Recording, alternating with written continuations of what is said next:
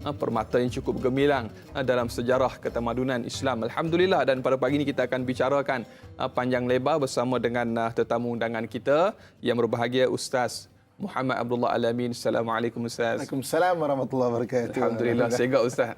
Dua-dua segak. Ustaz segak, yang di belakang pun segak Ustaz. Masya-Allah, tabarakallah.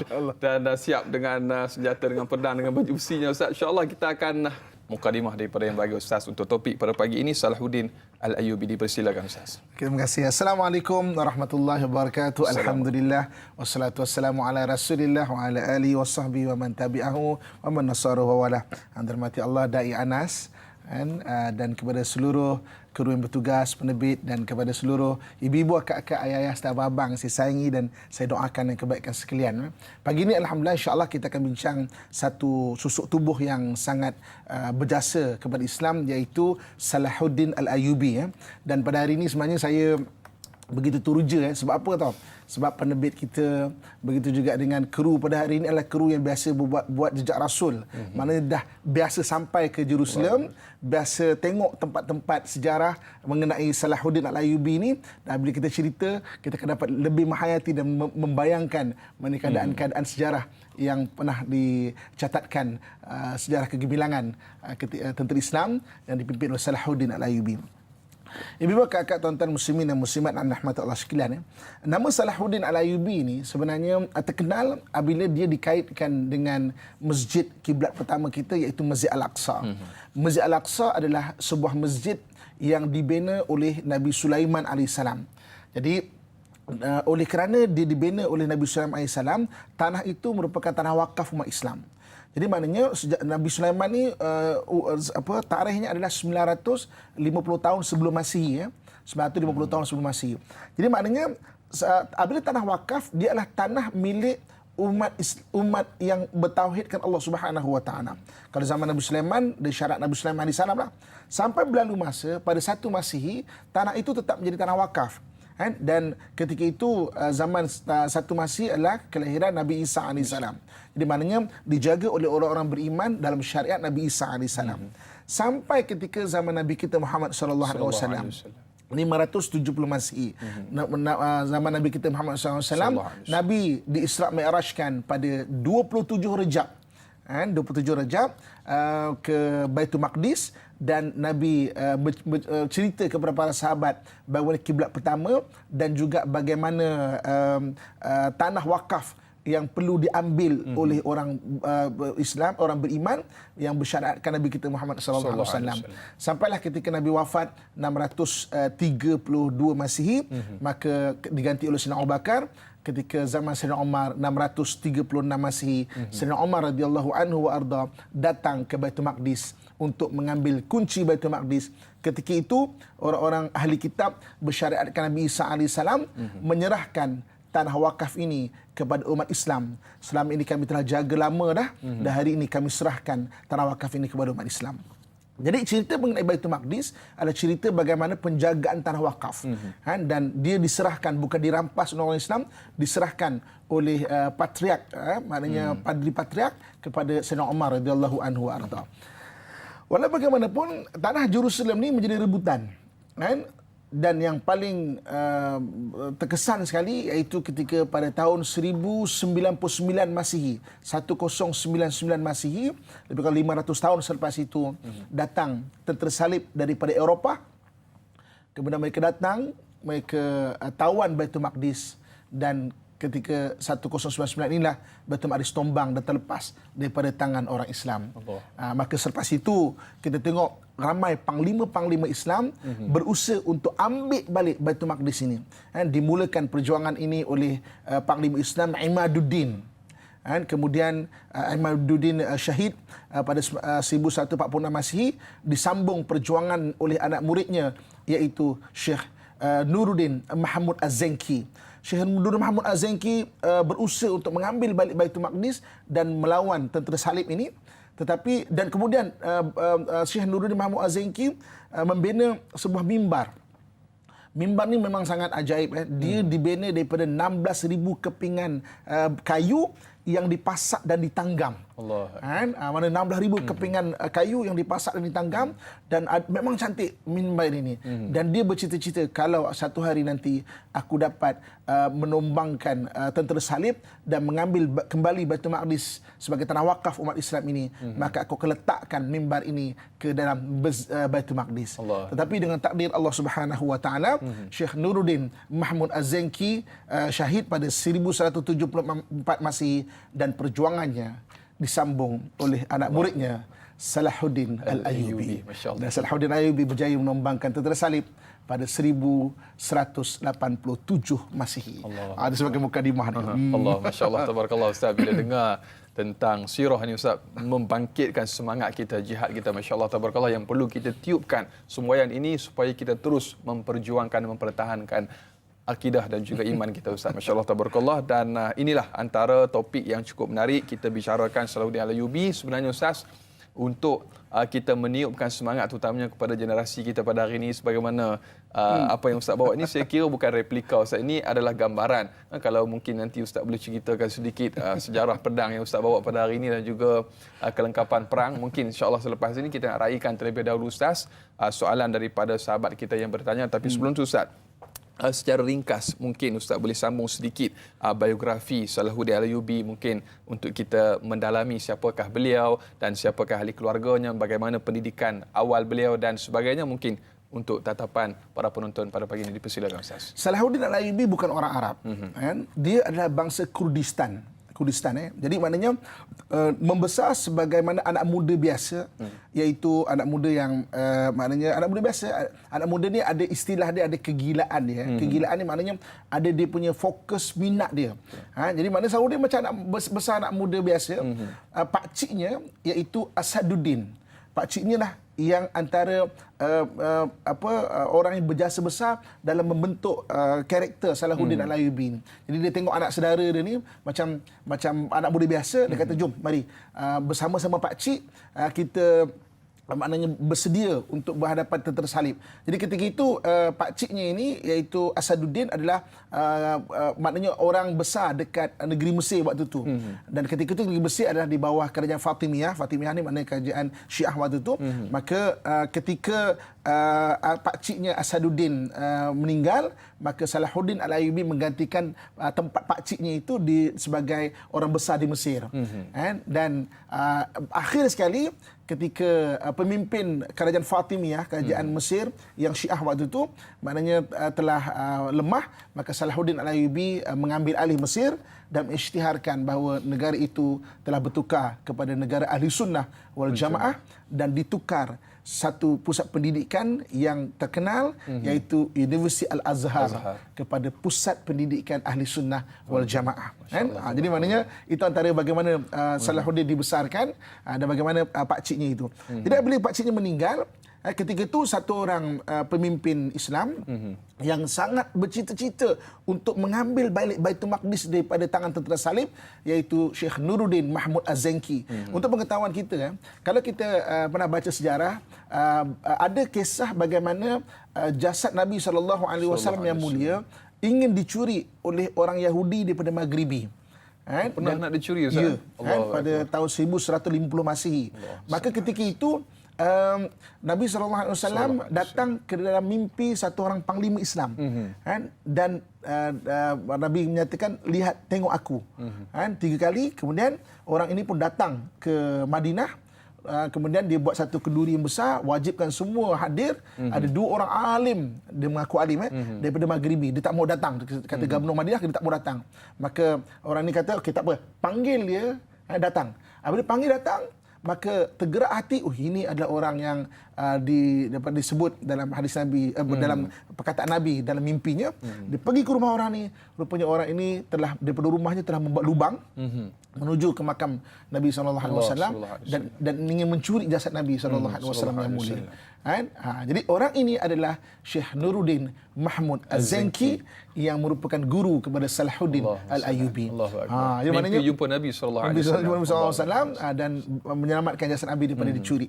Jadi ini adalah maknanya antara latar belakang Salahuddin Al-Ayyubi dan bagaimana pendidikan dia. Dan sebenarnya ibu-ibu, kakak, tuan-tuan sekalian, di belakang orang yang hebat, dia ada guru yang hebat. Betul. Sebab itu kita kan kena berguru, kena belajar dan kena sentiasa jangan pernah berhenti untuk belajar. Sebab di belakang orang hebat, dia mesti ada guru yang hebat. Di belakang Imam Syafi'i ada Imam Waqi', di belakang Imam Bukhari, di belakang Imam Muslim ada Imam Bukhari, di belakang Sultan Muhammad Al-Fatih ada Syamsuddin Al-Wali, di belakang Salahuddin Al-Ayyubi ada gurunya Syekh Nuruddin Mahmud Az-Zenki, yang merupakan panglima Islam yang sangat bercita-cita untuk melepaskan Baitul Maqdis daripada cengkaman tentera salib. Allahumma salli ala sayyidina Muhammad. Satu kisah yang cukup menarik yang semestinya Ustaz, apa yang kita kongsikan ini para penonton bukan sekadar untuk bacaan-bacaan biasa. Sebaliknya untuk kita aplikasikan dalam kehidupan kita, kisah-kisah panglima perang yang cukup hebat dalam kehidupan kita. Mudah-mudahan kita dapat lagi Ustaz zaman generasi pada hari ini melahirkan lagi seorang panglima ataupun tokoh yang sedemikian hebatnya sebagaimana Salahuddin Al-Ayyubi. Masya-Allah tabarakallah. Ustaz dan juga sedang penonton yang saya muliakan, ibu-ibu, ayah-ayah bakal penghuni syurga Allah Subhanahu Wa Taala. Saya tertarik Ustaz sikitlah sebelum kita ke iklan Ustaz.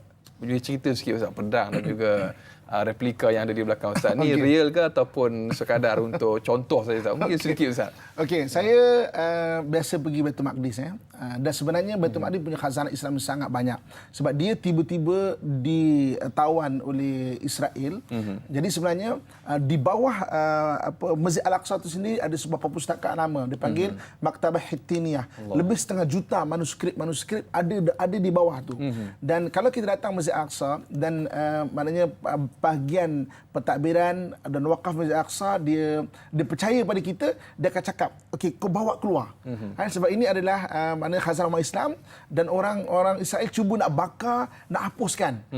Jadi saya kata kalau bawa ke sana tu banyak sebenarnya dapat khazanah-khazanah, kitab-kitab 50 naskah yang beratus-ratus tahun umur, dan juga barang-barang maknanya daripada Baitul Maqdis yang diamanahkan kepada saya. Satu benda yang saya maksudnya kadang-kadang terdetik adalah siapa pula saya nak amanahkan, sebab dia diamanahkan kepada kita. Betul. Itu bukan bilik saya. Saya hanya pemegang amanah saja. Satu hari saya mesti kena akan sampaikan serahkan kepada orang yang akan maknanya memegang amanah ni pula. Jadi maknanya macam pedang berada di hadapan kita ni adalah pedang yang memang digunakan ketika peperangan salib, tapi oleh panglima Salahuddin. Kita kenal nama Salahuddin Al-Ayyubi saja, tapi kita jarang dengar nama-nama panglima-panglimanya, antaranya Abu Sunainah. Abu Sunainah ni adalah panglima Salahuddin Al-Ayyubi, badannya besar, dia pemegang tombak untuk menjaga Salahuddin Al-Ayyubi. Dan Abu Sunainah, keturunan Abu Sunainah sekarang adalah menjadi imam satu Masjid Al-Aqsa.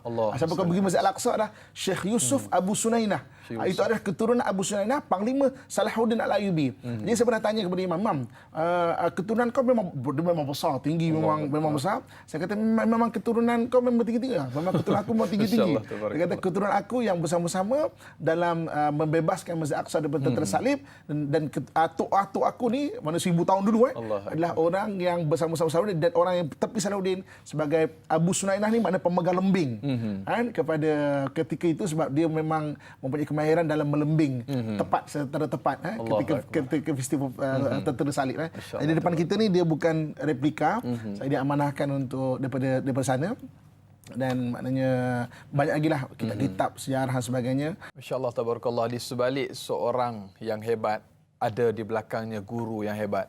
Siapakah beliau? Iaitulah Salahuddin Al-Ayyubi, tokoh yang kita bicarakan pada pagi ini. Masya-Allah tabarakallah, Syekh Nuruddin Mahmud Al-Zenki. Ustaz ada gurunya, masya-Allah tabarakallah, cukup hebat. Dan kita bicarakan, kita nak sambung kisah ataupun Salahuddin Al-Ayyubi ini cukup menarik. Bingkisan yang dibawakan oleh Ustaz di mukadimah sebentar tadi, para penonton, ibu-ibu, ayah-ayah bakal penghuni syurga Allah Subhanahu Wa Taala. Kita terus tiupkan semboyan dan juga semangat jihad dalam diri kita untuk mempertahankan agama Islam yang tercinta ini dengan kita ikuti sambungan kisah daripada yang berbahagia Ustaz Muhammad bin Abdullah Al-Amin untuk kisah Salahuddin Al-Ayyubi. Silakan Ustaz. Okey, jadi ketika tentera salib dapat menawan Baitul Maqdis pada 1099 Masihi, jadi orang pertama yang melancarkan kembali untuk mengambil balik adalah Imaduddin, Panglima Imaduddin.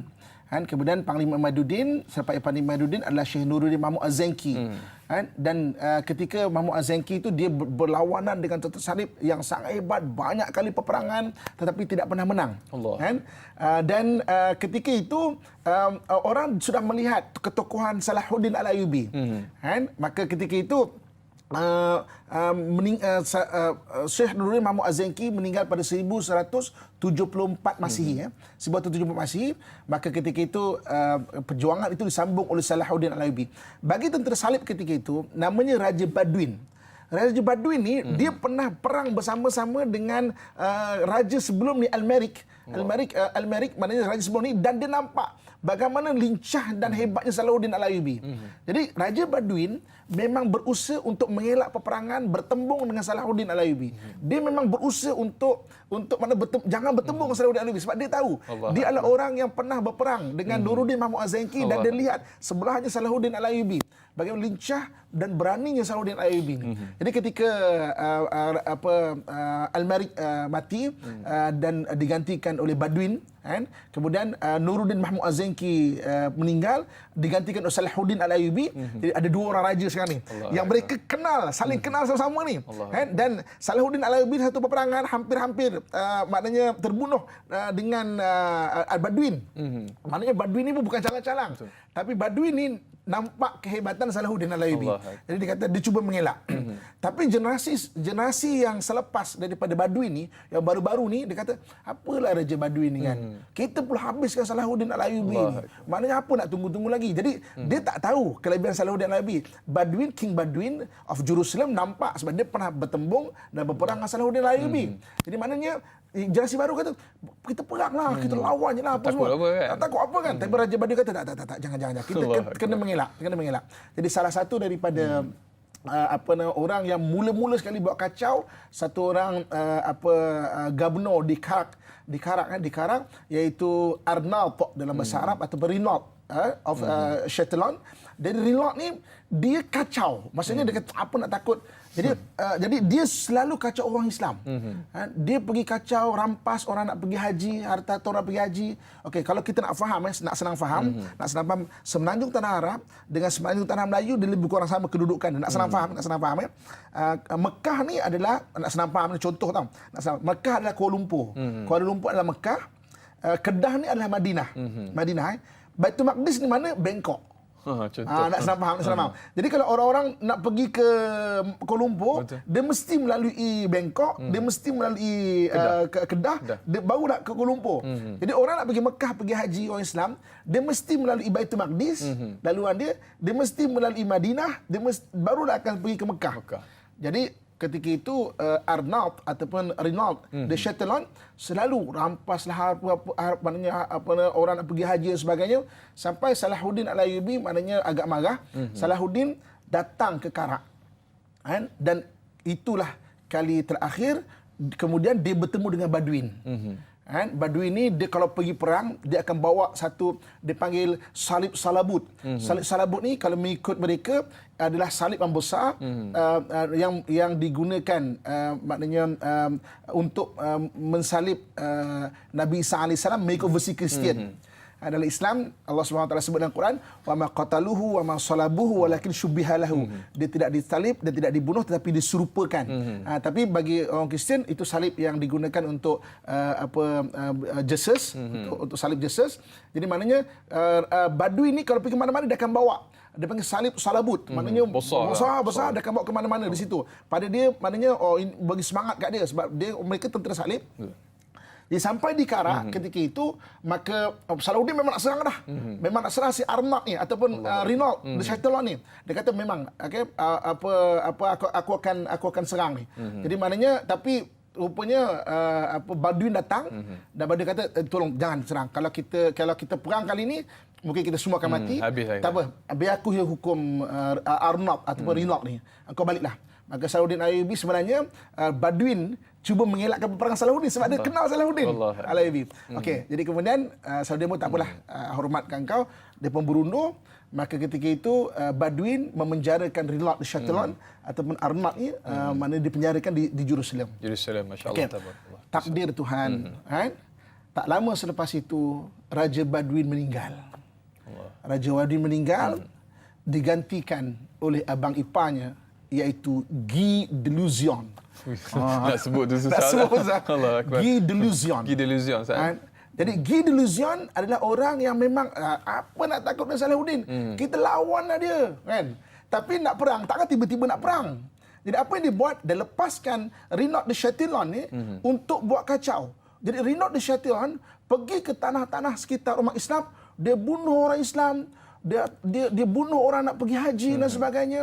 Sampai orang pergi haji kata, kami tak bersenjata, kami nak pergi haji. Ada anak perempuan kami, ada anak-anak kecil kami nak pergi haji saja. Dia kata, qulu li Muhammadikum liyukhallisukum. Mana kau sebutlah Muhammad kau untuk bantu kau. Mana dia hina umat Islam begitu saja. Dan ketika umat Islam ada yang terlepas, jumpa Salahuddin Al-Ayyubi di Damsyik ketika itu, dia kata, Renaud de Chatillon bunuh kami, orang nak bunuh haji. Kami yang berihram, tanpa ada senjata, tanpa apa, kami dibunuh. Dan yang paling sekali, Salahuddin tak tahan apa. Dia kata apa? Dia menghina Nabi kita dengan dia kata apa? Qulu li Muhammadikum. Keserulah Muhammad kau, selamatkan kau.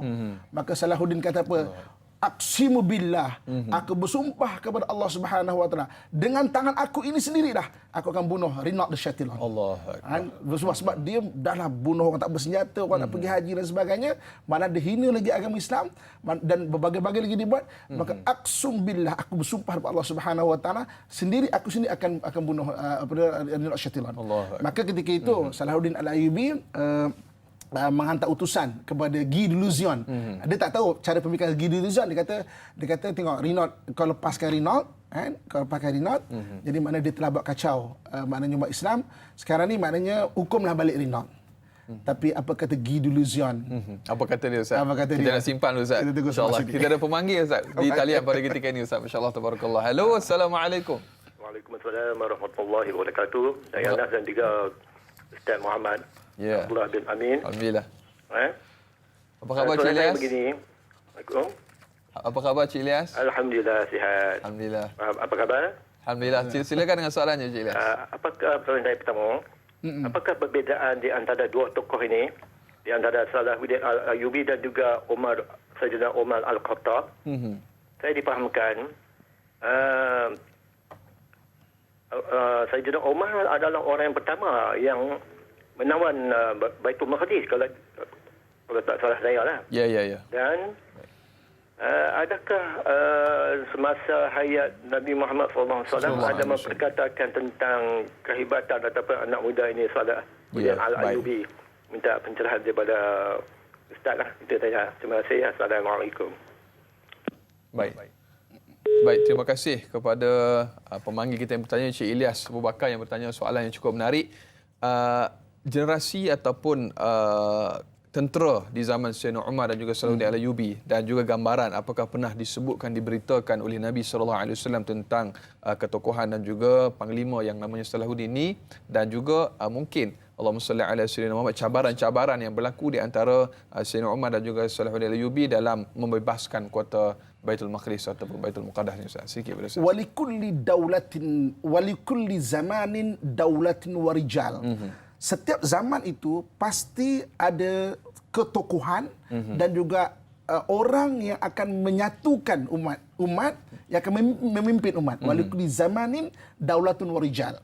Jadi maknanya ketika zaman Sayyidina Umar radhiyallahu anhu wa arda, Sayyidina Umar berjaya menyatukan hati umat Islam, kemudian pergi ke tanah-tanah jajahan Rom, kan? Dan akhirnya Baitul Maqdis, patriark sendiri menyerahkan kunci Baitul Maqdis kepada amanah wakaf Baitul Maqdis kepada Sayyidina Umar radhiyallahu anhu arda. Okey. Kemudian ketika zaman Salahuddin Al-Ayyubi ketika itu, tanah wakaf ini dirampas oleh orang-orang daripada Eropah, tentera salib dari Eropah. Maknanya Masjid Al-Aqsa adalah tanah wakaf. Kalau nak diserahkan, bukan dirampas. Lepas tu kalau sekarang dalam isu Israel sekarang, isu Israel sekarang sebenarnya ada dua benda. Satu, dirampas, dan banyak orang Yahudi sendiri pun yang ortodok tak setuju dengan Israel rampasan tu. Dan ada yang sebenarnya dia pelan-pelan ditawarkan untuk beli. Dia beli jual. Maksudnya dia nak supaya diserahkan, sebab dia tahu itu tanah wakaf sejak zaman dulu lagi tidak boleh dirampas. Kalau nak kena diserahkan. Dia maknanya itu yang Yahudi cuba buat, rampas dan cuba nak minta diserahkan, tapi orang Islam sebab itu tanah wakaf, bukan tanah di milik dia. Dia takkan nak suka-suka untuk menyerahkan. Sebab itu tanah wakaf. Jadi itu. Jadi maknanya hadis-hadis Nabi banyak mengenai Baitul Maqdis, tapi ada daulatun warijal.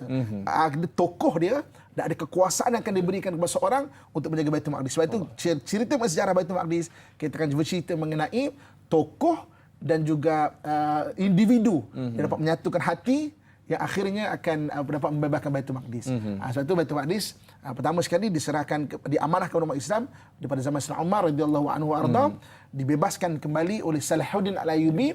Jadi ulama banyak berijtihad bahawa sekarang ini berada di tangan Yahudi, dia akan dibebaskan besok oleh Imam Al-Mahdi pula pada satu ketika yang maknanya akan dapat mengambil kembali tanah wakaf yang diamanahkan kepada umat Islam ini. Allahu Akbar. Adakah kita dah bersedia untuk menuju ke arah itu, Ustaz? Maka perlu kita sama-sama jaga amalan kita, ibadah kita, Ustaz. Mudah-mudahan kita termasuk dalam salah seorang daripada tentera tersebut. InsyaAllah mudah-mudahan doa tu tinggi tu, Ustaz. InsyaAllah tabarakallah. Dan berikutnya Ustaz dan juga sedang penonton, kita nak raikan terlebih dahulu soalan menerusi rakan ataupun sahabat Facebook kita yang bertanya.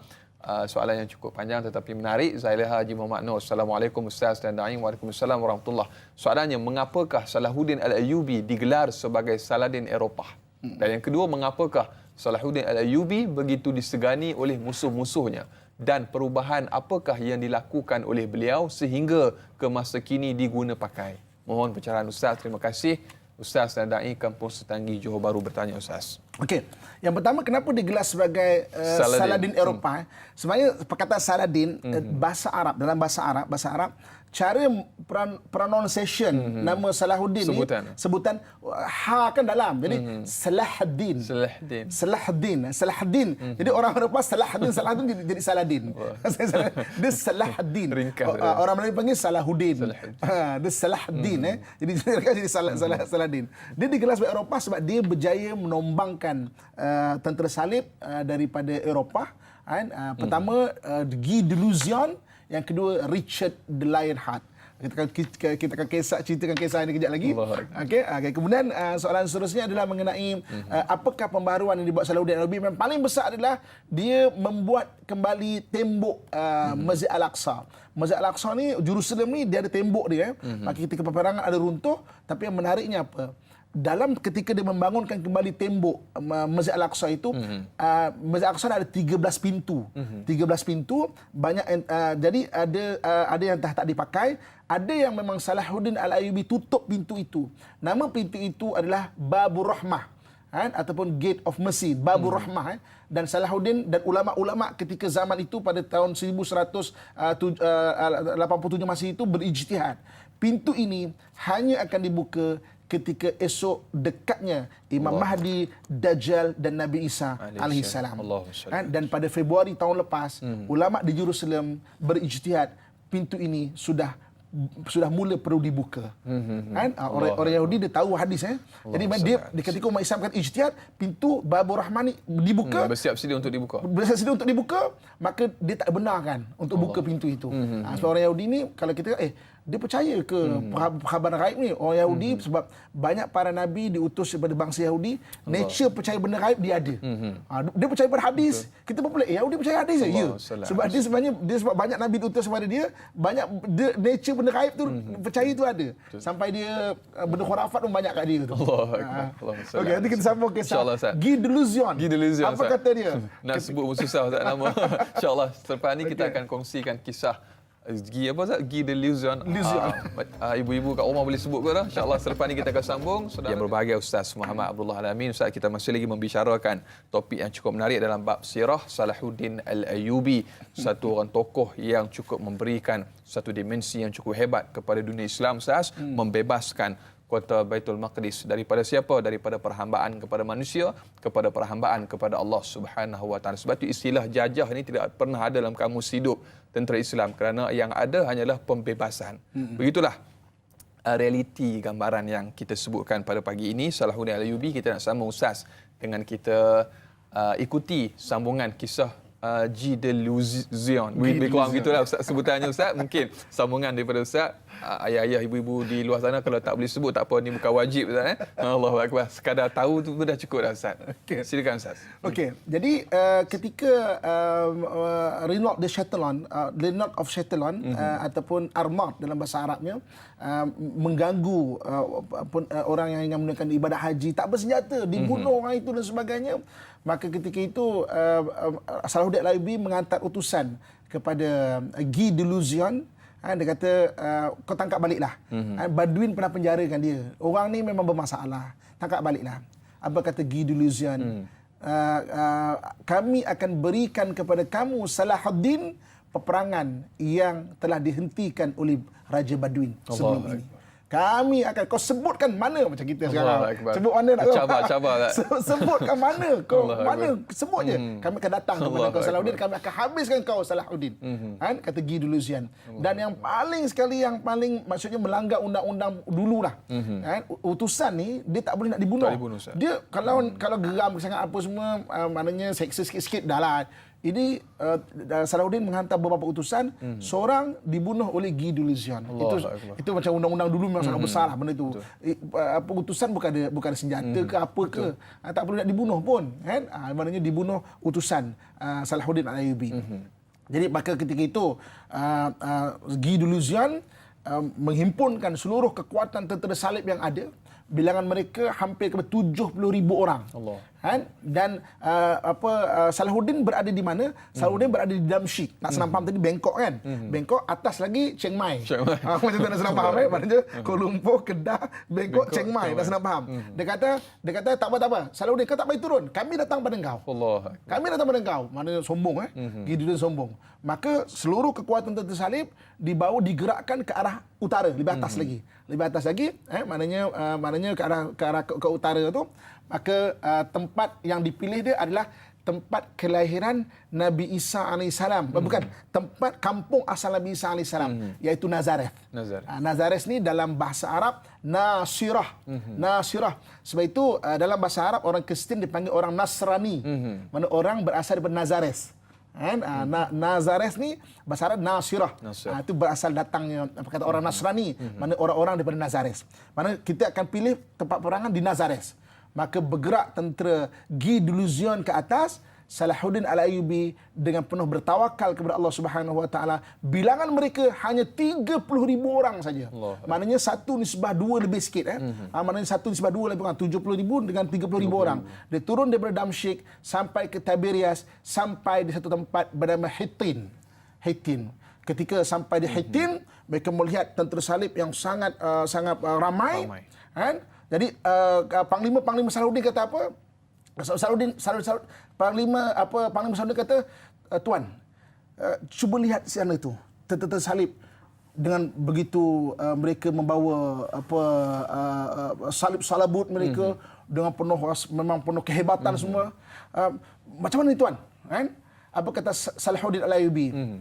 Innahum aktsaru minna adadan walakinnana bil iman aktsaruhum quwwatan. Sungguhnya mereka lebih ramai bilangan daripada kita, tetapi kita dengan iman lebih kuat daripada mereka. Allahumma salli alaihi wasallam. Dengan kekuatan iman dan bertawakal kepada Allah Subhanahu Wa Taala, kedua tentera ini bertemu di Hittin. Satu tempat di sekitar Tiberias, antara Tiberias dan Nazareth. Ke situ itu Hittin di sana. Hittin ni satu kawasan yang sangat luas, dia macam satu padang yang sangat luas. Tanah dia subur. Dia bukan padang pasir. Palestin ni bahagian atas subur. Memang tanah dia subur, tapi dia padang. Dan di sana ada satu bukit kecil. Bukit kecil ni dipanggil Qarnal Hittin. Sebab itu peperangan Hittin juga dipanggil peperangan Battle of Horn of Hittin. Sebab Qarnal Hittin tu, Qarnan tu tanduk. Karena bahasa Arab ni tanduk, tanduk Horn, tanduk Hittin. Maknanya di situ ada tanduk Hittin dan di padang-padang yang sangat luas. Di situlah bertemunya hampir 100,000 lah. Maknanya 70,000 dan 30,000 tentera Salahuddin. Maknanya bertemu di situ dan mereka bertemu pada 24 Rabiul Akhir pada tahun 583 Hijrah. Bersama dengan 1187 Masihi. Pada bulan Ogos 1187 Masihi. maka bertemu kedua tentera ini, kan, dan mereka mula berperang dengan takbir, dengan tawakal kepada Allah Subhanahu wa taala. Salahuddin Al-Ayyubi memimpin maknanya tentera Islam untuk berhadapan dengan tentera Guy de Luzon. Maka peperangan berlalu daripada subuh sampai ke Isyak. Dan kita lihat bagaimana ilmu fiqh ada disebut sebagai solat khauf. Solat khauf ni solat dalam keadaan yang getir. Dia solat bergilir. Walaupun dalam peperangan umat Islam tidak meninggalkan solat. Katakan berperang, okey, yang ini solat dengan pedang berada di sisi, semayang, habis yang depan ni pula ke belakang, yang lepas solat ni balik ke depan pula. Jadi kalau kita baca kitab fiqh, kita kata solat khauf. Dalam keadaan perang pun tidak meninggalkan solat. Kan? Jangan sampailah kita dalam keadaan senang-senang meninggalkan solat. Kita tak perang pun. Kita tak perang pun meninggalkan solat. Sekarang kita perang dengan pandemik, kan, COVID-19. Kan? Jangan tinggalkan solat. Walaupun tak boleh ke masjid. Walaupun tak boleh ke masjid. Kan? Sebab apa? Sebab solat adalah tiang pada agama, dan itu adalah hubungan antara kita dengan Allah Subhanahu wa taala. Kan? Daripada subuh sampai ke Isyak. Pada hari pertama, tentera ni memang berperang dalam keadaan sengit. Kan? Dan pada hari yang kedua, ketika itu Salahuddin Al-Ayyubi berjaya mengasak tentera salib sampai ke Qarn al-Hittin. Horn of Hittin tu. Horn of Hittin tu bukit kecil.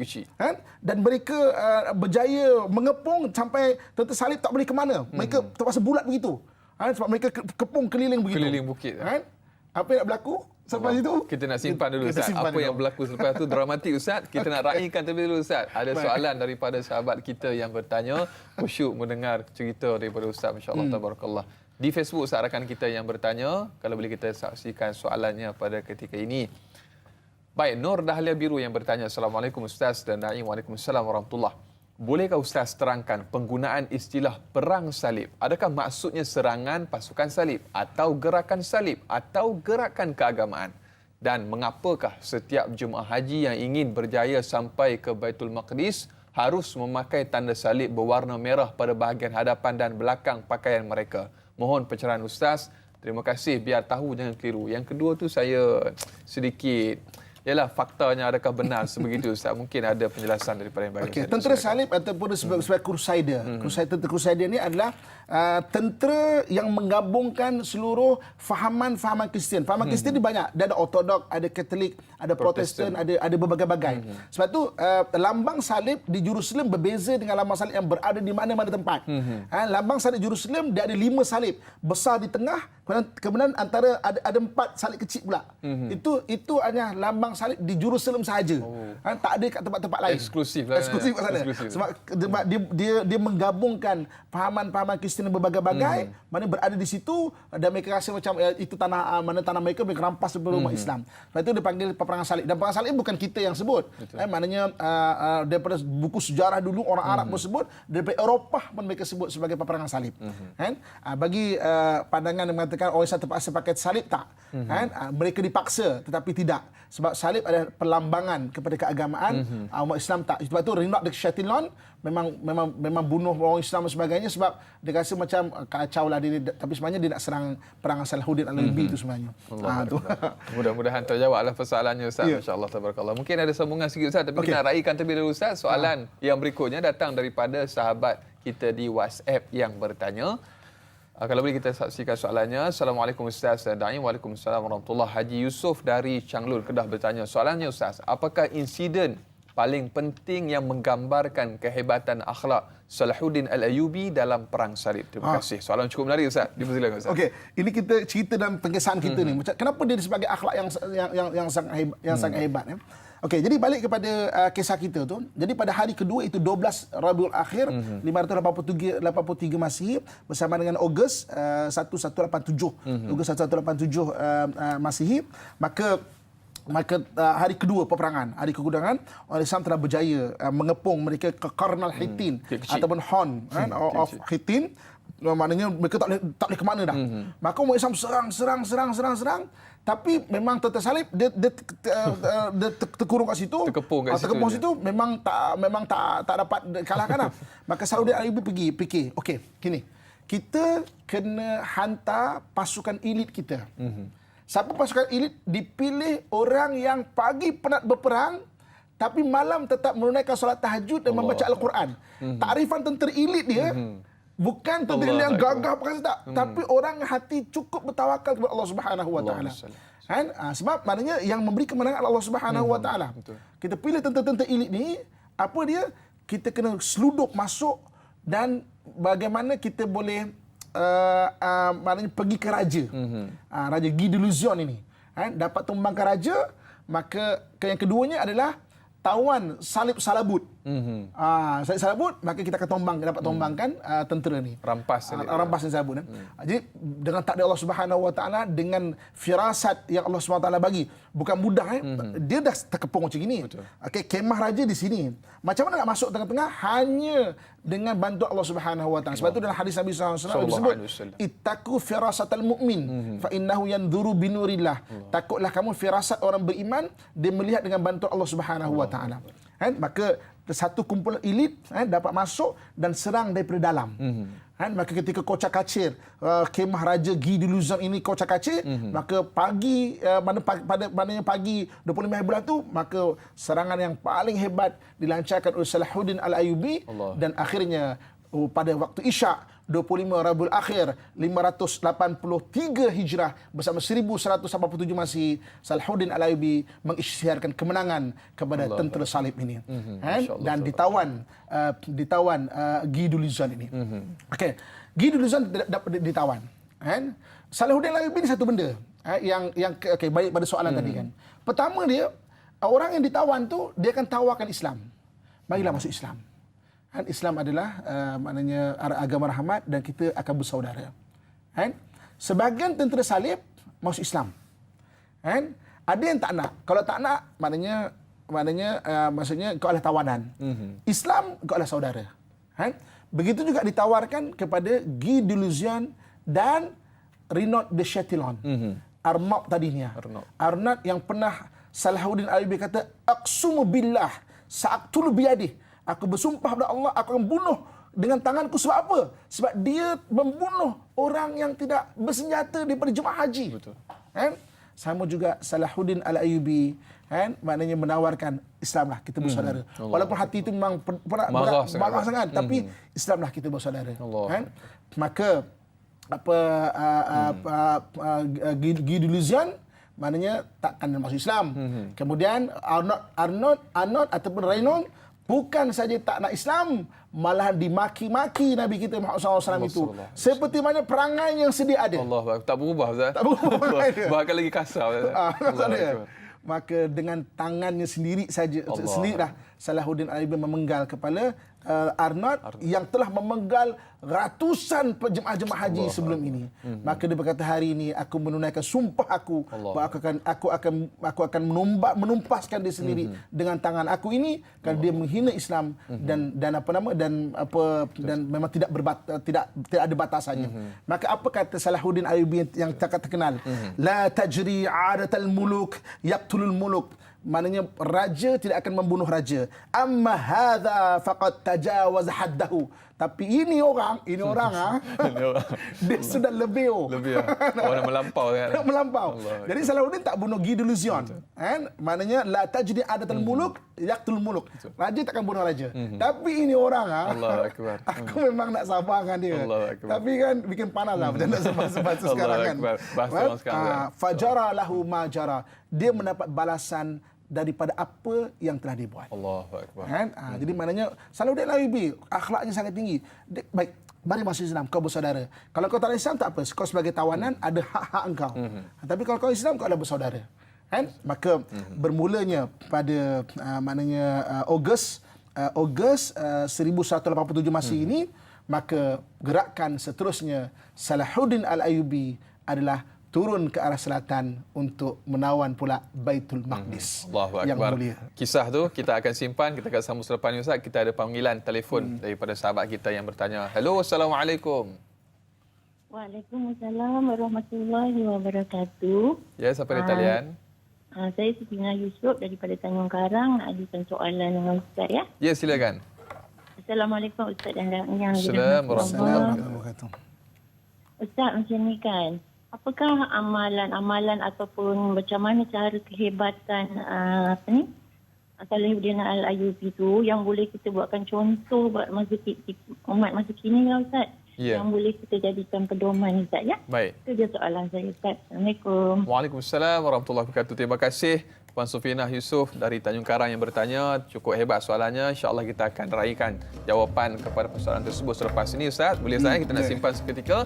Sebentar tadi sahabat kita menerusi panggilan telefon Sufinah Yusof bertanya apakah amalan ataupun kisah-kisah hidup ataupun perkara-perkara yang diamalkan oleh Salahuddin Al-Ayyubi yang mungkin kita boleh jadikan amalan dalam kehidupan kita pada hari ini. Sedikit pada Ustaz. Okey, amalan paling besar Salahuddin Al-Ayyubi ni memang pemaaf orang dia. Tak ada pendendam kan. Maknanya sebab itu orang yang bunuh saudara mara dia, sakit hati dia pun tetap dia kata okey, kau nak Islam tak? Kalau kau Islam kau saudara aku. Kau bebas. Kau tak nak Islam kau tawanan lah. Tawanan ada hak kau. Betul. Kan? Maafkan. Lepas tu sampai ke Baitul Maqdis juga maknanya dia suka untuk maknanya memaafkan orang. Okey, yang keduanya memang Salahuddin Al-Ayyubi adalah orang yang suka baca Al-Quran. Sampai di akhir hayat dia, nanti kita akan cerita dekat bila habis TV3 kita ke TV9 kan. InsyaAllah. So siapa-siapa yang maknanya sambung ke TV9 insyaAllah kita akan cerita mana ayat-ayat Quran yang biasa dibaca oleh Salahuddin Al-Ayyubi. Jadi maknanya dia membaca Al-Quran dan maknanya ayat-ayat pilihan yang dibaca yang suka dibaca oleh Salahuddin Al-Ayyubi kita simpan kat ujung pada TV9 nanti. Pandai Ustaz simpan Ustaz. Jangan lari mana-mana Ustaz. Kita sambung insya-Allah. Okey. So kita sambung ya. Masya-Allah Ustaz. Okey. Jadi selepas kalahnya tentera salib di Qarnal Hittin ataupun Horn of Hittin, maka ketika itu Salahuddin Al-Ayyubi mula bergerak ke Baitul Maqdis dan kota-kota salib ketika itu tombang satu demi satu. Kota Jenin tombang, kota Jaffa tombang. Jaffa sekarang ada Tel Aviv ya. Jaffa tombang. Kemudian tombangnya kota Baitul Laham. Baitul Laham. Kemudian akhirnya sampailah Salahuddin Al-Ayyubi ke Baitul Maqdis. Orang semua dah bercerita, oi, Salahuddin Al-Ayyubi berjaya mengalahkan kita punya raja Guy de Luzion, panglima-panglima hebat tentera salib. Jadi macam mana ni? Ketika itu orang salib, orang Kristian berada di Baitul Maqdis lebih kurang 100,000 orang. Ada juga orang Islam dan sebagainya. Dia berkata macam mana? Dan ketika itu ada satu pemimpin kecil namanya Balian. Balian yang okey kita pimpin, maksudnya untuk mempertahankan Baitul Maqdis. 2 minggu dikepung dan diserang dengan manjanik. Manjanik ni macam sekarang macam meriam lah, maknanya batu yang macam lontar macam tu, macam lastik besar. Manjanik 2 minggu dan akhirnya dengan sendiri Allah letakkan kegerunan kepada orang-orang Kristian yang berada di Jerusalem, di Baitul Maqdis tu. Akhirnya mereka kata, macam mana ni habis? Sebab apa? 100 tahun dulu, maknanya sebelum ni 1199, hampir 100 tahun dulu, ketika tentera salib menawan Baitul Maqdis, mereka membunuh 70,000 orang Islam tanpa belas kasihan. Astagfirullah. Disembelihnya sampai dalam riwayat Baitul Maqdis disebut darah tu sampai ke ke arah buku lalinya. Maknanya di Baitul Maqdis, tempat-tempat memancung orang Islam tu adalah dekat dengan Baitul Maqdis tu sendiri. Allahu Akbar. Jadi tentera salib berada di baki-baki tentera salib yang berada di Jerusalem kata, "Oi, habislah kita.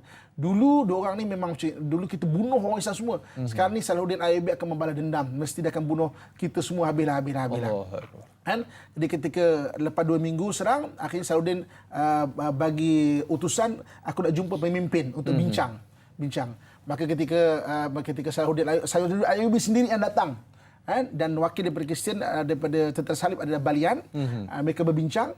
Okey, mereka kata, okey, tak apalah. Kalau kau nak bunuh pun bunuhlah, sebab aku tahu kan, tentu kau nak balas dendam kat kami. Betul. Kan. Tentu kau nak balas dendam. Dulu kita bunuh 70,000 orang Islam. Kan? Maka Salahuddin kata, dulu waktu tentera salib datang, aku pun tak ada lagi. Itu 91 tahun lepas kan. Kau pun tak ada lagi. Kan? Untuk apa kita berdendam? Nampak tak akhlak dia? Untuk apa kita berdendam? Tak, mesti kau akan berdendam. Kan? Mesti kau akan bunuh apa semua kan. Sebab dulu tentera salib datang, dia bunuh semua orang Islam. Dia kata, apa kata Salahuddin Al-Ayyubi? Ana Salahuddin. Aku Salahuddin Al-Ayyubi. Guruku berbeza dengan guru mereka itu. Guruku Muhammad sallallahu alaihi wasallam. Kami orang Islam tidak akan membunuh anak kecil, orang perempuan, orang tua dan orang yang tidak bersenjata.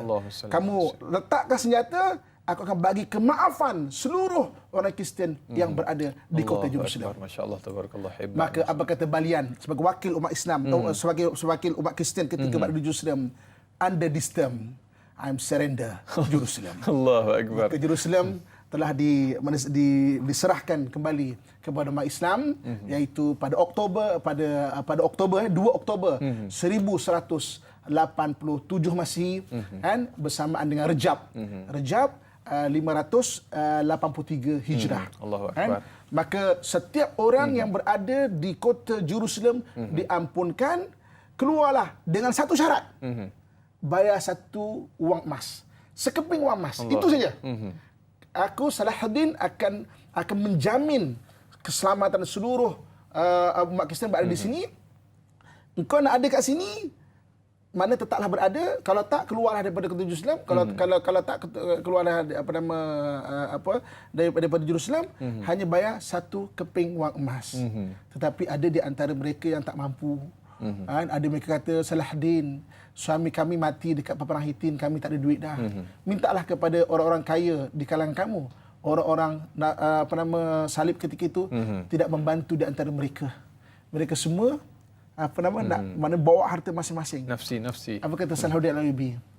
Yang bayar satu dia wang emas, kumpulan ini kita bagi kepada yang tidak mampu. Allahu akbar. Dan yang tak mampu sendiri pun kita ambil daripada kumpulan wang ini, kita bagi untuk permulaan kehidupan mereka di tempat lain. Allahu akbar. Dia bukan nak ambil duit itu. Dia bukan ambil.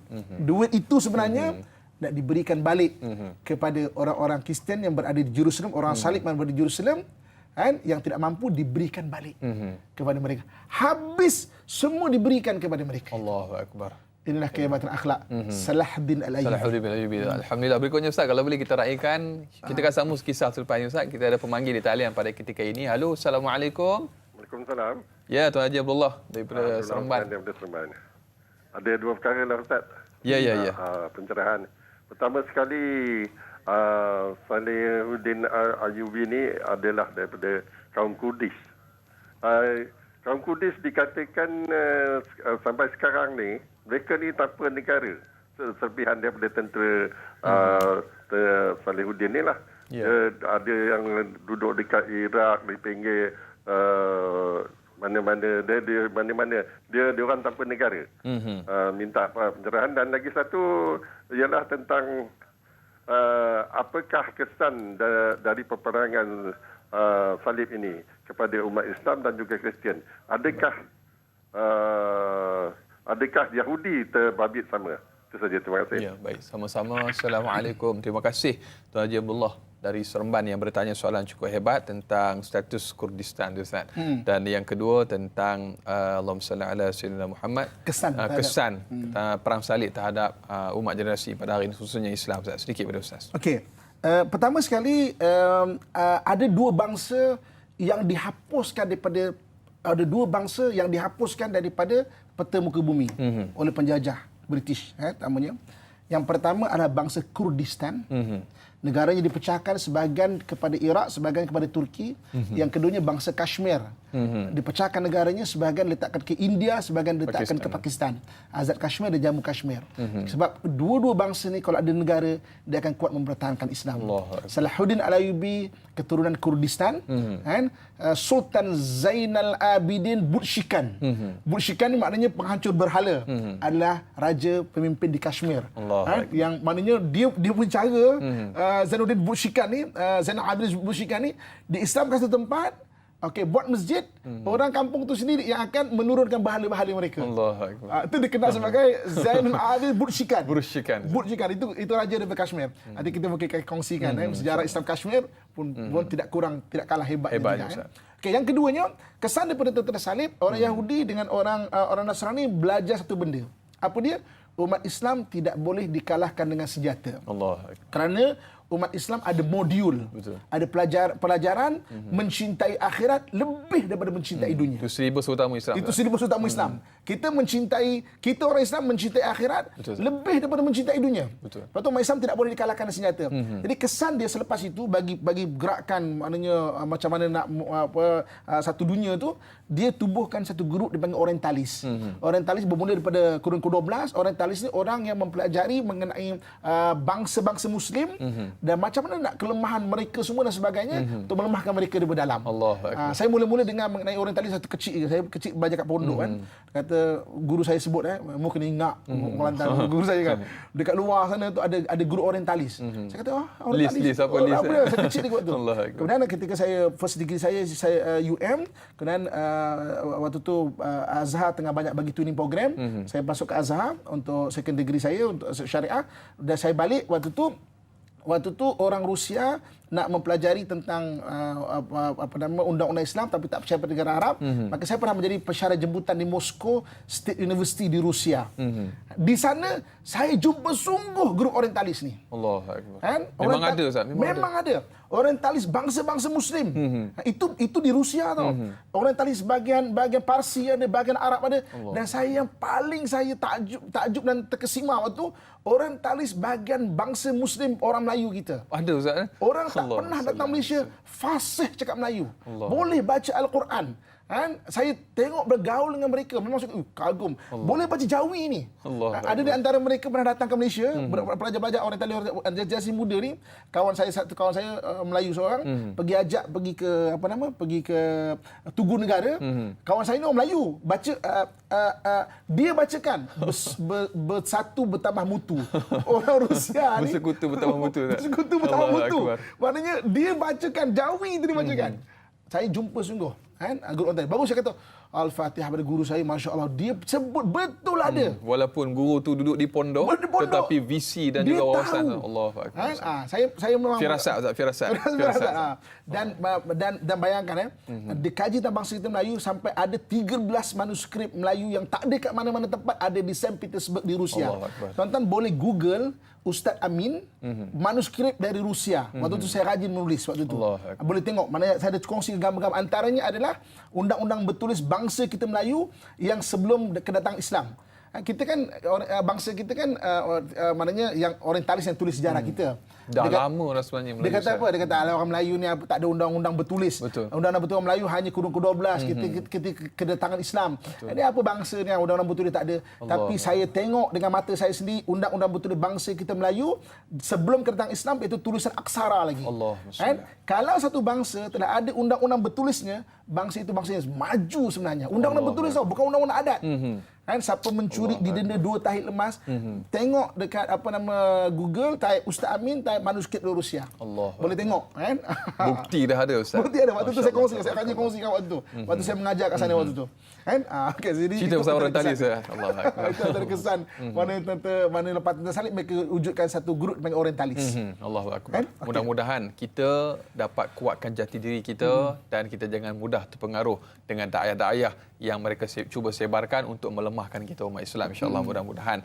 Dan berikutnya Ustaz, kalau boleh kita raikan soalan yang berikutnya menerusi sahabat kita di Facebook yang bertanya untuk topik kita Salahuddin Al-Ayyubi pada hari ini. Di Facebook, soalan kalau boleh kita sama-sama saksikan. Melur Ismail yang bertanya Ustaz. Assalamualaikum warahmatullahi wabarakatuh Ustaz Naim. Waalaikumsalam warahmatullahi. Yang pertama, mengapakah Salahuddin Al-Ayyubi memuji King Richard ataupun Raja Richard dengan berkata bahawa beliau lebih rela Baitul Maqdis jatuh ke tangan Richard berbanding di tangan orang lain? Itu yang pertama. Dan yang kedua, apakah yang menyebabkan makam Salahuddin Al-Ayyubi mempunyai 2 kubur, satu kubur kosong yang dibuat marmar dan satu lagi jenazah Salahuddin Al-Ayyubi yang dibuat daripada kayu makam tersebut Ustaz? Mohon pencerahan, terima kasih, biar tahu jangan keliru. Ini juga menimbulkan tanda tanya juga Ustaz, sedikit pada Ustaz. Okey, mengenai Richard the Lionheart. Mana tokoh Richard the Lionheart ni? Kita dengar dia. Betul. Dia datang 2 tahun kurang lebih selepas tombangnya Baitul Maqdis. Mana 1187 tombang ke tangan Islam, 1189 Richard the Lionheart daripada England datang pula untuk maknanya ambil balik Baitul Maqdis daripada tangan Islam. Tapi pendekkan cerita, ketika datang dia bertemu dengan Salahuddin Al-Ayyubi. Dia bertemu dengan Salahuddin Al-Ayyubi maka ketika berada di Baitul Maqdis ketika itu memang berperang. Satu hari Richard sakit. Richard sakit kan, ada sirah mengatakan Salahuddin yang menghantarkan doktor. Ada sirah mengatakan Salahuddin sendiri yang pergi. Salahuddin pergi. Dulu tak ada gambar, orang takkan kenal. Kan? Maka Salahuddin Al-Ayyubi, ada setengah orang saya mengambil riwayat yang Salahuddin sendiri pergi mengubat Richard Al-Lahad sebab makanan, cuaca tak sama dengan Eropah. Jadi dia jatuh sakit, maka dia sendiri mengubat Salahuddin Al-Ayyubi. Sampai dia mesti mengubat Richard Al-Lahad. Sampai akhirnya Richard Al-Lahad sembuh. Lawatan terakhir tabib ini maknanya doktor ini, maknanya pada dia doktor, pada rupanya Salahuddin Al-Ayyubi sendiri pergi. Jadi Richard Al-Lahad waktu dah sihat, dia kata, wahai tabib, wahai doktor, apa yang kau nak minta kau cakap je. Kau cakap je. Aku Richard the Lionheart, King of England. Aku akan bagi apa yang kau nak sebab kau berjaya sembuhkan aku, kata Richard Al-Lahad. Salahuddin Al-Ayyubi bangun, membuka hood kepalanya. Kemudian Salahuddin sebut tu, hulurkan tanganmu. Maka Richard kata apa? Oh, kalau tangan aku tak apa, boleh. Aku boleh bagi sebelah. Kan? Tapi kau jangan minta dua-dua belah. Sebab sebelah lagi aku akan gunakan untuk perang dengan Salahuddin Al-Ayyubi. Simpan nak lawan. Allahu Akbar. Maka apa kata tabib ini? Hulurkan tanganmu. Maka Richard hulurkan tangannya. Salahuddin bangun, membuka hood kepalanya, menyambut tangan Richard Al-Lahad dan berkata, wahai Richard, aku Salahuddin Al-Ayyubi. Aku tidak akan berperang dengan orang sakit. Hari ini kau telah sembuh. Mari kita kembali ke medan perang. Kan? Sebab itu kalau ikut dalam sejarah, kenapa Richard Al-Lahad akhirnya kata apa? Taklah kita balik ke Eropah. dia tak teruskan peperangan. Sebab apa? Kalau Salahuddin nak bunuh dia, lama boleh bunuh dah. Betul. Dia kata, dah kita baliklah. Ini bukan biasa-biasa punya orang. Ini bukan biasa-biasa. Kita baliklah. Sebab itulah Richard Al-Lahad kembali ke Eropah tanpa meneruskan peperangan dengan Salahuddin Al-Ayyubi. Jadi balik pada perkataan tu, kenapa Salahuddin kata macam kalau ada Baitul Maqdis ni aku rela pada orang lain daripada Richard Al-Lahad, dibandingkan dengan raja-raja salib sebelumnya, dibandingkan dengan Guy de Lusignan, lebih baik orang ini, bukan dibandingkan orang Islam, dibandingkan raja-raja salib yang sebelum ini. Okey. Kita belum habis lagi cerita mengenai Salahuddin Al-Ayyubi melangkah masuk ke dalam Baitul Maqdis. Kita nak simpan, melangkah masuk ke Baitul Maqdis. Masya-Allah, tabarakallah. Kita sambung di TV 9. Salahuddin Al-Ayyubi, kita nak teruskan sambungan untuk kita raikan soalan yang berikutnya daripada sahabat kita yang bertanya menerusi Facebook. Liz Kaiman. Assalamualaikum Ustaz, Da'i dan semua kru. Waalaikumsalam warahmatullahi. Yang pertama, apakah prinsip-prinsip konkret yang dipegang oleh Salahuddin Al-Ayyubi sehingga beliau berjaya menumpaskan musuh dalam setiap siri peperangan tanpa wujudnya permusuhan antara orang-orang kafir dan Muslim?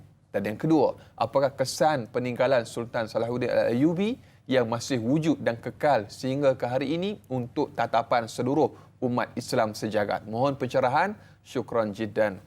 KK, Kota Kinabalu, Sabah bertanya Ustaz ni, masya-Allah tabarakallah. Saya boleh cerita sikit yang kedua, apa yang masih tinggal, antaranya Ustaz bawa hari inilah.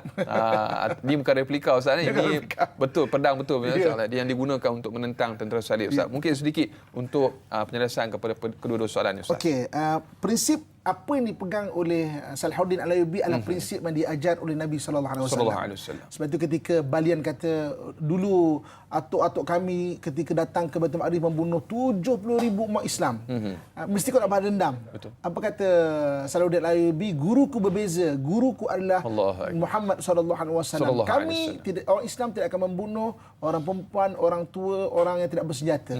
Aku jamin keselamatan seluruh umat Kristian yang berada di Jerusalem waktu itu. Jadi maknanya prinsiplah prinsip agama. Prinsip agama ni Islam adalah membawa rahmat kepada sekalian alam. Okey.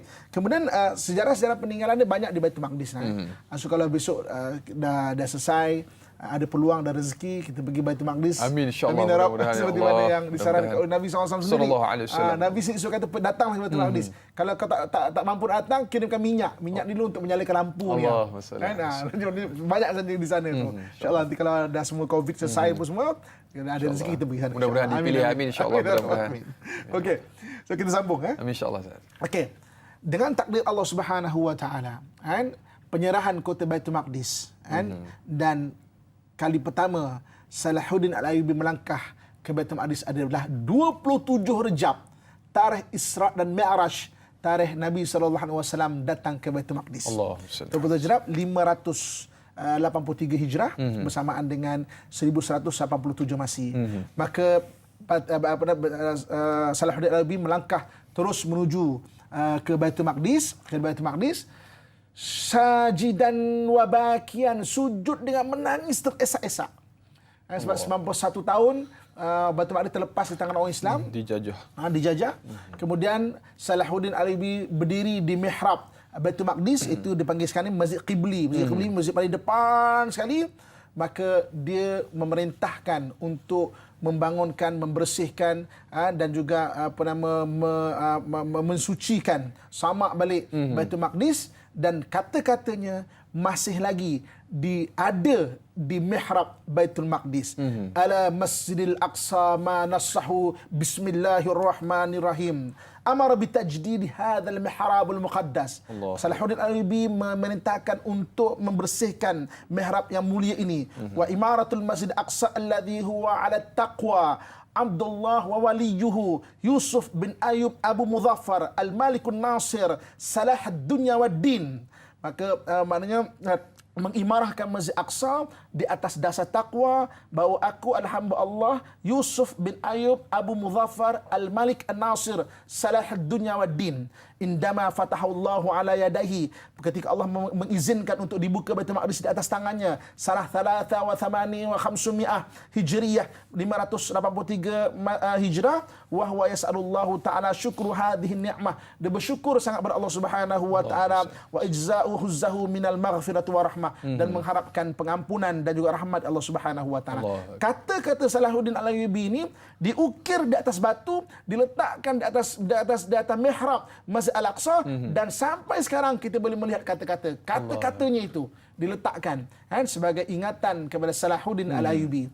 Maka Salahuddin Al-Ayyubi pada bulan Rajab maknanya dapat membersihkan Masjid Al-Aqsa, maka mana disemarakkan kembali, azan pertama dilaungkan selepas 91 tahun. Allahu Akbar, Allahu Akbar, menangis umat Islam ketika itu.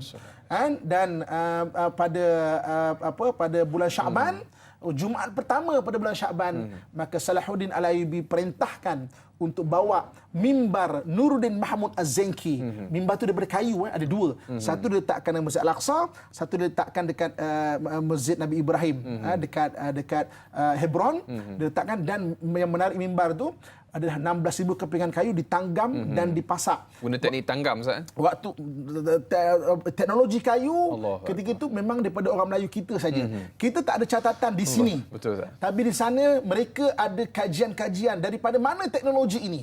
Dan bunga dekat ukiran bunga itu adalah ukiran bunga-bunga tanah Melayu kita. Seni Melayu, ukiran Melayu. Catatan menyatakan orang Melayu dekat Masjid Aqsa adalah kurun ke-16.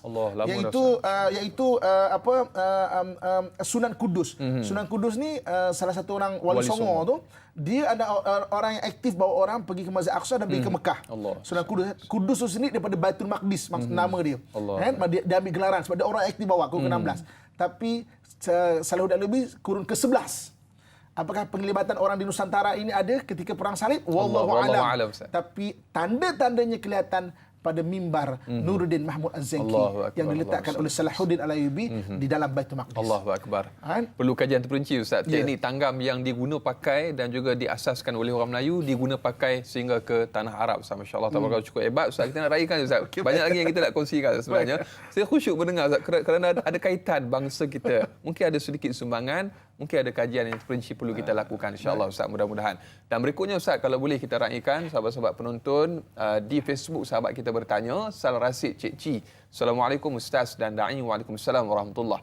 Soalannya yang pertama, adakah faktor perbezaan agama mencetuskan perang salib dan bagaimana kronologi berlakunya perang salib itu? Mengapakah dinamakan sebagai perang salib? Dan yang kedua, apakah strategi, taktik dan helah yang beliau gunakan dalam perang salib tersebut? Dan yang ketiga, adakah usaha dan sumbangan terbesar Salahuddin Al-Ayyubi ialah menghapuskan ajaran Syiah dan mengajak kepada agama Tauhid serta membebaskan Jerusalem daripada tangan pihak Kristian? Mohon Ustaz kongsikan. Terima kasih. 3 soalan yang cukup menarik daripada sahabat kita di Facebook, Ustaz. Okey, perbezaan agama tidak membawa peperangan sebab umat Islam adalah umat yang cukup terkenal dengan toleransi. Bukti ketika Rasulullah SAW berhijrah daripada Mekah ke Madinah, gabungkan seluruh Maknanya kaum-kaum Aus, Khazraj atau orang Israel juga ada di sana ketika itu, orang Yahudi juga ada di situ maknanya digabungkan. Sehinggalah orang Yahudi mengkhianati perjanjian. Kan? Ketika Sayyidina Umar radhiyallahu anhu datang ke Jerusalem, Sayyidina Umar tuliskan, dia panggil perjanjian Umayyah, Al-Ahd Umayyah, bahawa keselamatan bagi orang-orang berlainan agama yang berada di Jerusalem. Kan? Ketika Salahuddin Al-Ayyubi datang, sebenarnya dalam perang salib ada satu kisah menarik. Ada satu division tentera Salahuddin Al-Ayyubi adalah orang-orang Kristian Jerusalem.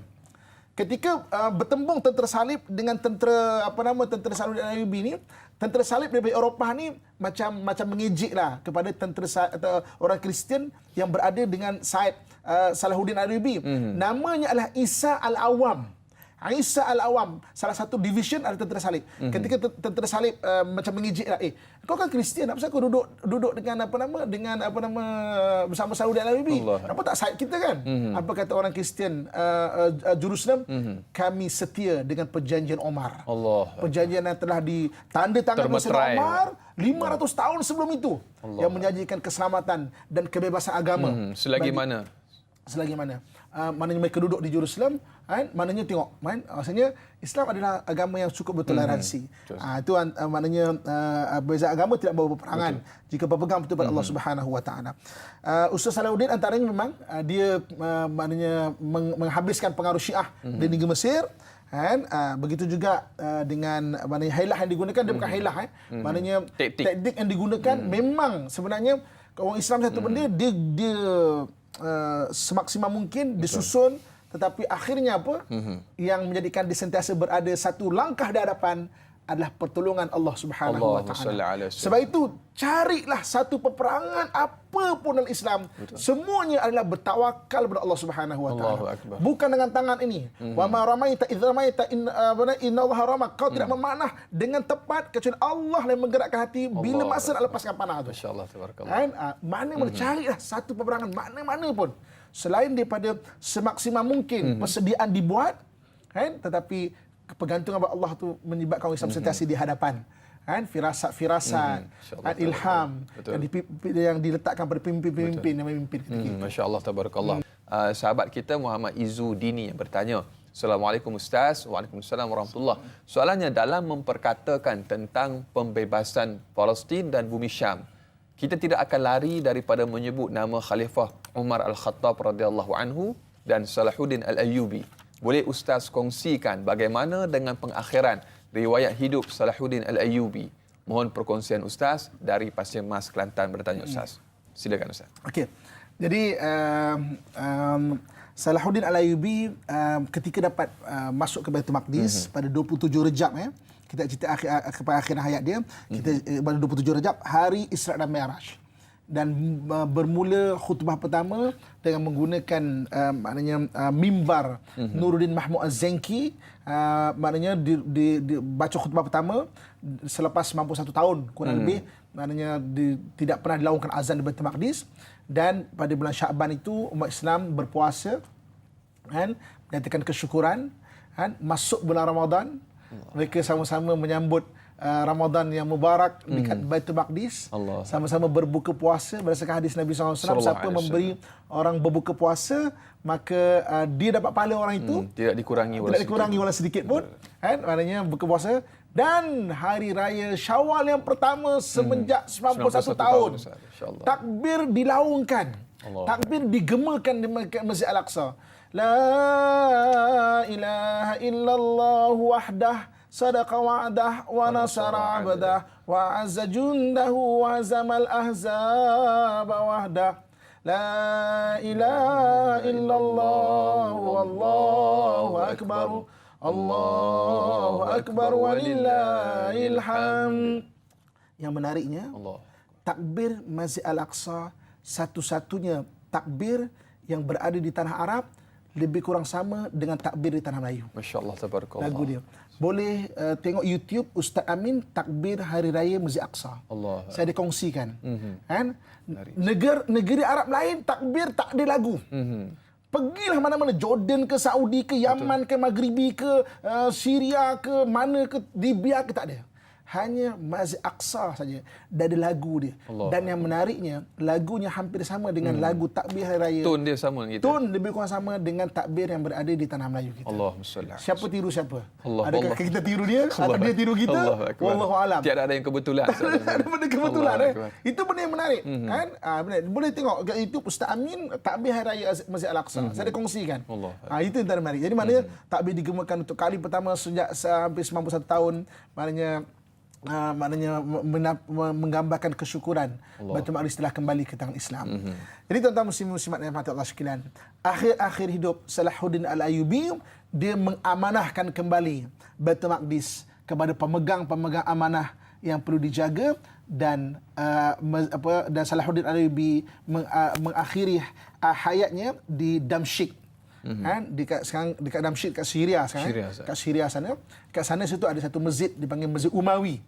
Masjid Umawi. Dekat Masjid Umawi itu ada satu Manaratul Baydha, menara putih. Dan hadis Nabi SAW, Nabi sebut besok Nabi Isa akan diturunkan di Manaratul Baydha dekat menara putih di Syam.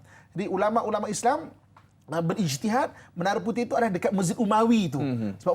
Sebab menara tu Baydha tu, Masjid Umawi itu dia bukan baru, dia wujud sebelum Islam lagi. Kan mana kawasan situ tu, menara tu Baydha. Jadi di akhir-akhirnya ada amalan sekarang orang tanya tadi amalan kan. Salahuddin Al-Ayyubi suka baca Al-Quran. Memang budaya orang-orang belah Arab belah sana semua, maknanya dia suka baca Al-Quran. Ada dua surah yang paling suka dibaca oleh Salahuddin Al-Ayyubi. Satu surah At-Taubah, satu lagi surah Al-Hashri. Kenapa wallahu alam? Saya cuma jumpa sejarah dan catatannya adalah surah Al-Hashri satu, surah At-Taubah satu. Sebab mungkin sebab At-Taubah tu menjadi peperangan. Betul. Peperangan, dan dalam surah At-Taubah dalam surah At-Taubah ayat 129, Salahuddin Al-Ayyubi selalu akan mengulang-ulangkan ayat 129. Fa in tawallaw faqul hasbiyallahu la ilaha illa huwa alaihi tawakkaltu wa huwa rabbul arsyil azim. Dan jika mereka berpaling, maka katakanlah, cukuplah bagiku Allah. Tiada Tuhan melainkan Dia. Kepadanya aku bertawakal. Dialah Tuhan yang mempunyai arasy yang agung. Ini ayat yang paling disukai. Salahuddin akan ulang ayat ini. Surah At-Taubah 129. Kena surah Al-Hashri. Dan memang di akhir hayat Salahuddin Al-Ayyubi, iaitu ketika orang membacakan Al-Quran sampai surah Hashri ayat yang ke-22, iaitu wallahu allazi la ilaha illahu alimul ghaibi wasyahadah huwar rahmanur rahim, dengan ucapan kalimah la ilaha illallah. Maka Salahuddin menghembuskan nafasnya pada 27 Safar 589 Hijrah bersamaan dengan 1193 Hijrah. Tidak lama selepas dia berjaya membuka Baitul Maqdis. Kan? Jadi maknanya memang betul lah. Walikulli zamanin daulatun warijal. Setiap satu masa mesti ada tokoh dan juga kekuasaan akan diberikan. Rupanya tugas dia adalah untuk membebaskan Baitul Maqdis. Mujaddid macam Mujaddid membebaskan Baitul Maqdis. Akbar. Tak lama selepas itu, maka Allah ambil dia untuk bertemu Allah Subhanahu wa taala Rabbul Jalil. Allahumma salli ala sayyidina. Satu kisah yang cukup menarik. Dan mudah-mudahan Ustaz kita tengok kisah pengakhiran cukup hebat berlaku pada mereka. Mudah-mudahan Allah Ta'ala kurniakan kepada kita. Allahumma khtim lana bi husnil khatimah wa la takhtim alaina ya Allah bi su'il khatimah. Mudah-mudahan kita dimatikan dalam keadaan yang baik, yang Allah Ta'ala redha kepada kita, insya-Allah. Mudah-mudahan. Dan yang bagi Ustaz dan juga sidang penonton yang saya muliakan, bakal penghuni syurga Allah Subhanahu wa taala. Ustaz, kita nak sambung lagi kisah Salahuddin Al-Ayyubi, cukup menarik Ustaz, yang kita dapat kongsikan. Antaranya Ustaz dah sebut tadi tentang ayat-ayat yang suka dibaca dan juga tentang kisah hari raya, bagaimana sama takbir Ustaz dengan kita. Tidak ada yang kebetulan Ustaz sebenarnya. Dalam hidup ni tidak ada kebetulan. Semuanya itu yang paling menarik. Betul, Saya dekat bawah Baitul Maqdis dia ada dipanggil Maktab Hittiniyah. Ada lebih 500,000 kitab-kitab lama, manuskrip lama. Saya kalau datang saya kan dapat izin imam, saya akan masuk. Banyak kajian-kajian boleh. Kalau boleh buat PhD, tuan-tuan sekalian buatlah. Terutamanya kaitan bangsa Melayu kita dengan Baitul Maqdis. Dia bukan sekadar Sembang-sembang tak ada catatan bukti manuskrip yang ada. Betul, yang mungkin kita akan boleh bincang satu ketika lagi. InsyaAllah. Jadi mungkin akhir-akhir saya nak cerita sikit tak? Boleh Ustaz. Kita ambil kesempatan ni Ustaz. Bawa datang dari jauh ni Ustaz. Kita nak perkenalkan sikit mungkin. Okay, pertama sekali pakaian perang orang Islam. Pakaian orang Islam, dia tak beria-ria pakai baju besi. Macam tentera salib kalau kita beria-ria pakai baju besi kan. Simple aja. Satu baju kulit, baju kulit macam ni je. Sebab kulit ni sebenarnya dia lebih kepada untuk maknanya bukan tak nak luka langsung tapi mengurangkan kecederaan tu. Kalau baju besi pun macam ni je. Kan? Dan biasanya kadang-kadang dia ada ni ada Quran ni, ada Quran sikit lah yang dituliskan di sini semua. Jadi tapi lebih pada kulit sikit je. Okey, kalau topi besi ni dia memang yang ini ni ada apa rambu-rambu dia sikit. Ada dia punya jaring macam ni besi ni adalah kalau dia kata kena tetak ke apa semua, jadi mengurangkan kecederaan. Macam. Tapi ini memang simple. Memang simple. Dan kalau nak cerita pasal pedang okey. Orang Islam dia ada satu grup dipanggil Al-Haddad. Al-Haddad ni mana tukang besi. Kat Malaysia juga ada keturunan Al-Haddad. Pandai besi. Tapi saya tak tahu adakah ketua Al-Haddad kat Malaysia tu masih lagi maknanya mempunyai mewarisi ilmu besi ni. Betul. Kalau ketua Al-Haddad, saya pernah jumpa ketua Al-Haddad di Bukhara, masih lagi mempunyai kemahiran membuat besi. Okey, besi yang terkenal bagi orang Islam ada dah dipanggil Damas Steel ataupun Damascus Steel. Damas Steel ni paling kurang 14 besi dilapik kan, dan menjadi besi yang paling ampuh. Ditempa dengan cara dia. Al-Haddad ni kalau kena tangkap, dia rela dibunuh daripada beritahu rahsia membuat besi untuk pedang orang Islam. Ilmu tu mahal Ustaz. Ilmu tu mahal. Kan? Orang barat tak dapat ilmu tu. Sekarang ni ada jugalah cuba buat tapi tak nampak, takkan dapat dia. Dan setiap besi tu, pedang orang Islam kalau bertemu dengan pedang barat memang biasanya patahlah. Jadi maknanya dia ada bunga-bunga dia. Macam contoh pedang ni dia ada ayat Quran, maknanya itu dekorasi pedang lah. Dan biasanya kalau pedang begini, kalau dia syahid, dia akan ditanamkan sekali sebab syahid tu akan ditanamkan tanpa dimandikan. Maksudnya dengan pakaian itulah, dengan pedang dia itulah. Kalau syahid kan. Jadi ini antara kisah umat Islam yang terdahulu kita, mudah-mudahan. Betul, Ustaz. Yang penting sekali kita ikuti akhlak mereka. Betul. Ketakwaan kepada Allah Subhanahu Wa Taala, pergantungan mereka kepada Allah Subhanahu Wa Taala, dan yang penting kita perlu faham bagaimana cara mereka berfikir. Dunia sementara, akhirat itu selama-lamanya. Masya-Allah, tabarakallah. Mudah-mudahan apa yang kita dengar dapat kita sama-sama mengambil manfaat dan juga jadikan kita aplikasikan dalam kehidupan kita. Masya-Allah, tabarakallah. Saya teruja dengan pedang juga baju besi Ustaz. Dan saya juga berhasrat mudah-mudahan kita pun juga dapat buat persediaan. Kita tahu bila akan berlaku, kita minta supaya dalam keadaan kita dapat sama-sama bersedia untuk kita menegakkan syiar Islam. Mudah-mudahan insya-Allah. Saya menarik kisah yang Ustaz kongsikan. Insya-Allah sebenarnya banyak lagi yang ingin kita kongsikan tapi masa amat mencemburui kita akan tamat di sini.